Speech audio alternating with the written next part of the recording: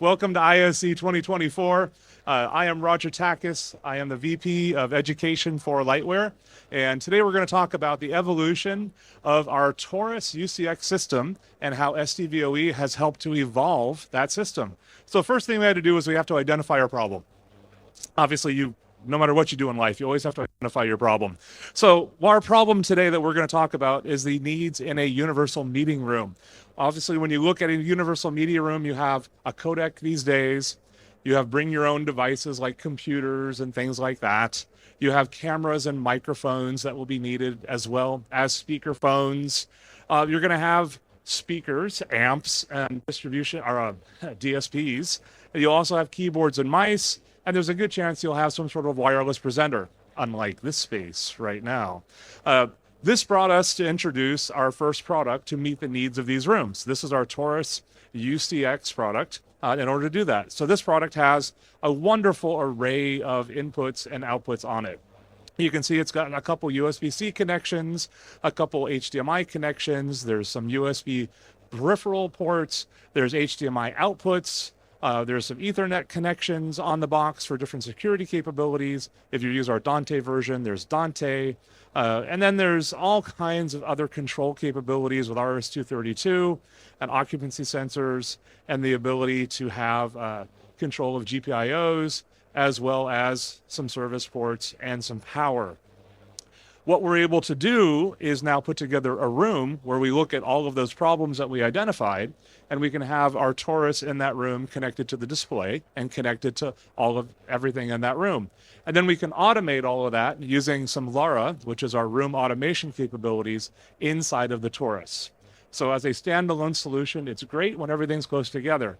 This is what brought us to an extension problem. Obviously, not every room has everything right in front of the screen.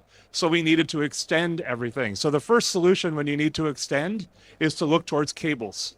So we started to offer at Lightware a wide variety of cables. We have short cables ranging from 1 meter up to 5 meters, and then we get into some active optical cables to be able to go up to 10 meters. But that's not going to solve all of the needs in all of the rooms. So when we have to go into longer distances, greater than 10 meters from the table to the projector, we also may need to go through conduit. We may need USB-C cables, which cannot be terminated in the field. They can really only go short distances. They have to provide power and bandwidth. And then we have USB device cables where we have to be able to not terminate those in the field as well, which are again short distances and require some significant bandwidth, which brought us to our first SDVoE solution using our Taurus TPX products that we have introduced. So before we were using SDVoE and our TPX products, we had TPS, which was an HD-based T solution. We used it primarily in point-to-point solutions, which resulted in expensive matrix switching for us. We also at that time had our VINX 1 gig AV over IP solution, which was then limited by the limitations of 1 gig AV over IP. By moving to SDVoE, Lightware was able to achieve 4K 6444 video quality, integration with Icron for USB solutions, a full chip-level integration of support, point-to-point solutions in our TPX, as I just mentioned, and then we also are going to have our AV over IP with a 10 gig solution on this as well, which brought us to the Taurus TPX transmitter and receiver pair. So as we looked at the application that we were talking about before, where everything was in one box, now we've been able to separate that box into two parts, and the Taurus TPX transmitter and receiver pair are able to meet those needs of the solution. So in this diagram, you can see there's a transmitter on the table, and there's a receiver over at the display so that we can separate the two pieces, and now we can have 100 meters between the transmitter and the receiver for our solution, which is a fantastic solution to be able to do that in any kind of a room. Now, because we're doing this as a point-to-point solution using SDVoE, we've also run into some additional limitations. So some of the limitations in the point-to-point world of SDVoE is that it's just point-to-point. It's not capable of any additional inputs or output locations in this implementation.